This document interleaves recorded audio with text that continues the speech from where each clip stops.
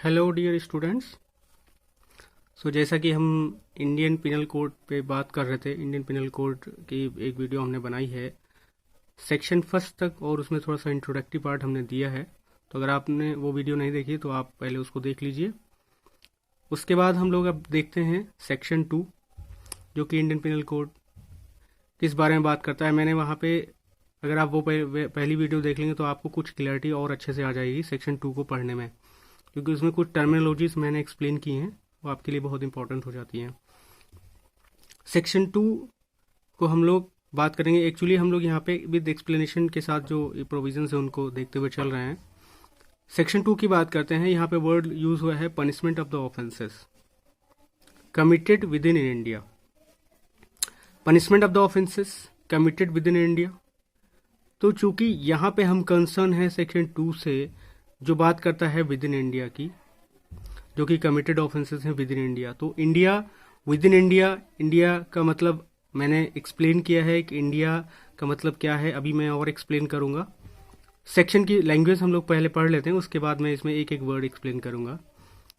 Every person shall be liable to punishment under this code and not otherwise for every act or omission contrary to the provisions thereof of which he shall be guilty within India। देख लीजिए ये क्या है, इसके बारे में क्या बातें कही जा रही हैं। जो अगर आप बेयर एक्ट है आपके पास तो उसको देखिए, रीड करिए, तो आपको यहाँ पे क्लियरिटी आएगी। सबसे पहले तो एक तो वर्ड यूज हुआ है एवरी पर्सन, उसकी बात की गई है। तो यहाँ पे एवरी पर्सन क्या क्या चीज़ें इंक्लूड करता है वहाँ पे। यहाँ पे जो ज्यूरिस्टिक पर्सन होता है, नेचुरल पर्सन होता है, वो यहाँ पे इंक्लूड होते हैं। Every person means juristic person, यानी कि सिटीजन और नॉन सिटीजन। सबसे पहली बात तो ये है कि ये फॉरेनर्स पे भी अप्लाई होता है ज्यूरिस्टिक पर्सन, और नेचुरल पर्सन तो हम लोग जैसे, या कंपनी वगैरह, उस पर भी अप्लाई होता है सेक्शन 2। तो सेक्शन 2 में सबसे पहले एवरी पर्सन को मैंने एक्सप्लेन किया यहाँ पे। कह रहे shall be liable to punishment under this code, punishment under this code and not otherwise for every act और omission contrary to the provision there of which he shall be guilty within India. इसको explain करता हूं मैं। Section 2 के हिसाब से बात करते हैं अगर हम, तो आपको एक्सप्लेनेशन सेक्शन 2 का मैं बता रहा हूं यहाँ पे। सेक्शन 2 में क्या एक्सप्लेनेशन है ये ध्यान दीजिएगा आप लोग। ये देखिए क्या हमने पढ़ा था वहां पे कि सेक्शन 2 में क्या है। यहाँ पे एक तो सबसे पहली बात, सेक्शन 2 किसकी बात करता है? Intra territorial jurisdiction. अब इंट्रा टेरिटोरियल जुरिडिक्शन की जहां पे बात आती है फ्रेंड, तो वहां पे आप लोग एक चीज याद रखिएगा। एक तो एवरी पर्सन मैंने बताया वहां पे, और चूंकि ये इंट्रा टेरिटोरियल जुरिडिक्शन है तो एवरी पर्सन यहाँ पे एक्सप्लेन किया मैंने, फॉरेनर और Indian shall be liable to punishment for every act और omission. Act may be positive, that is to do something. तो यहाँ पे एक्ट की बात जहाँ पे आई है, एक्ट और ओमिशन आपका कहाँ पे डिफाइन किया गया है? अगर आप लोग देखेंगे तो एक्ट और ओमिशन आप कहाँ पे देखेंगे? सेक्शन 32 में दिया गया है। एक्ट और ओमिशन को डिफाइन किया गया है वहाँ पे। Act means a series of act, omission means series of omissions. ये पॉजिटिव भी हो सकते हैं और नेगेटिव भी हो सकते हैं। तो आपको यहाँ पे इसके साथ पढ़ते हुए सेक्शन 32 एंड 33 को भी देखना होगा इंडियन पिनल कोड के।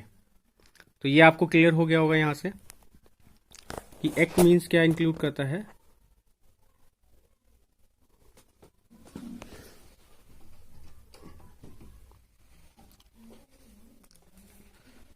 I am so sorry friend for interruption, actually light चली गई थी, इस वजह से मैंने थोड़ा सा डिस्टर्ब हो गया। लेकिन फिर से कंटिन्यू करते हैं। तो यहाँ पे क्या है कि फॉर एवरी एक्ट और ओमिशन सेक्शन 32 और 33 यहाँ पे जो इंक्लूड किए गए हैं। एक्ट में भी मैंने बताया ना कि एक्ट और ओमिशन का मतलब यहाँ पे क्या है? Act that is series of act, omission that is series of omission, that is under section 32। And then explanation उसको कहाँ किया गया है? सेक्शन 33 में भी है। अब बात कर लेते हैं कि एक्ट कैसा एक्ट? वो पॉजिटिव हो सकता है, यानी कि positive here means to do something. Positive here means to do something. It में नेगेटिव भी हो सकता है, जाहिर सी बात है, कहीं पे कुछ करने की बात कही गई है या कुछ करता है, या it may negative that means to refrain from doing something, या कुछ करने से रोक रहा हो तो वो नेगेटिव हो जाएगा। To refrain from doing something, ये भी आपको लीगल टर्मिनोलॉजीज है, इसको थोड़ा सा आप लोग ध्यान रखिएगा कि एक्ट मीन्स यहाँ पे या ओमिशन मीन्स यहाँ पे क्या भी हो सकता है। It also a series of act और a single act, series of act को भी इंक्लूड करता है, सिंगल एक्ट भी सारे आते हैं सेक्शन 32 एंड 33 ऑफ आईपीसी। तो मैंने जैसा कि बता दिया आपको। तो ये सेक्शन 2 की बात हम लोग कर रहे थे।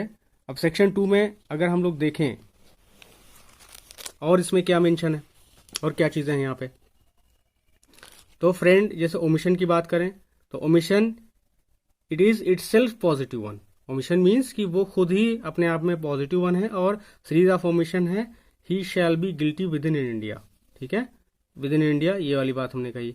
जैसे कि केस अगर इसमें देखें कि विद इन इंडिया की, जैसे इसमें क्लियर किया गया था state of Bombay versus M H George के केस में, here it is clear that the though person is not present in India but doing an act in India he shall be liable within India. वो present ना हो लेकिन act अगर कर रहा है कहीं भी रह करके तो वो इंडिया में ही लाइबल होगा। तो ये उसका एक एग्जाम्पल है। तो आप state of Bombay versus M H George का केस को डाउन कर सकते हैं। अब यहाँ पे फिजिकल प्रेजेंस जो है वो इमेटेरियल है, तो ये चीज ध्यान रखिएगा आप लोग। तो ये सेक्शन 2 के बारे में था। सेक्शन 2 के बारे में हमने जो उसका एक्सप्लेनेशन जो करना था मैंने आपको बता दिया कि क्या एक्सप्लेनेशन है उसका। अब चूंकि इंट्रा टेरिटोरियल की बात हो गई है तो हम लोग उसके साथ साथ में विद इन इंडिया की बात करेंगे। फिर से हम लोग एक बार रिपीट करते हैं कि विद इन इंडिया को मैंने इससे पहले आपको बताया था कि with in India here mean section 2 में जो एक वर्ड यूज हुआ है कि इंट्रा टेरिटोरियल या विद इन इंडिया की जो बात की गई है, इंट्रा टेरिटोरियल या विद इन इंडिया की जो बात की गई है, उसका क्या मीनिंग है। तो उसका क्या मीनिंग है, उसका मीनिंग ये है कि मैंने बताया था कि लैंड, इनलैंड यानी कि जमीन के जो भी नीचे हैं, यानी कि लैंड के जो सरफेस है उसके नीचे वाली चीज बिलो जो लैंड है उसके ऊपर, यानी कि अबव द सरफेस, सरफेस से ऊपर, यानी एयर में अगर आप उड़ रहे हैं तब भी आपका इंडिया का जो है लॉ अप्लाई होगा, वो भी इनलैंड में आएगा यानी कि विद इन इंडिया में आएगा। या फिर आप जो है सी पे हैं यानी कि तो आपका from the base line territorial जो है 12 नॉटिकल माइल आपका काउंट होगा वहाँ पे, ये भी आप लोग याद रखिएगा। उसके बाद जो है हमने बताया था कि जैसे आपका शिप या एयरक्राफ्ट आपका रजिस्टर्ड इन इंडिया है उस पर अगर आप है तब भी इंडिया का लॉ अप्लाई होगा, विद इन इंडिया ही माने जाएंगे। कोई एम्बेसडर है जो एम्बेसी बनी हुई वो भी विद इन इंडिया की टेरिटरी में मानी जाती है। या फिर जो है इंडिया का जुरिडिक्शन जो है अगर आपके ऊपर जो है शिप का, जिस शिप पे किसी फ्लैग वगैरह अगर आपका फ्लाई कर रहा है तो इंडिया का है, जिस जिस भी कंट्री का फ्लैग होता है वहां पे भी उस कंट्री का ही लॉ लगता है। तो इस तरीके से हम कह सकते हैं कि ये सेक्शन 2 का एक्सप्लेनेशन था। सेक्शन 2 में सारी चीजें जो विद इन इंडिया की बात की गई वो यही है। तो आई होप कि आप लोगों को सेक्शन 2 समझ में आया होगा। तो इसी तरह बने रहिए हमारे वीडियो पे। नेक्स्ट हम लोग एक्स्ट्रा टेरिटोरियल जुरिडिक्शन के बारे में बात करेंगे अगली वीडियो में। Thank you for watching.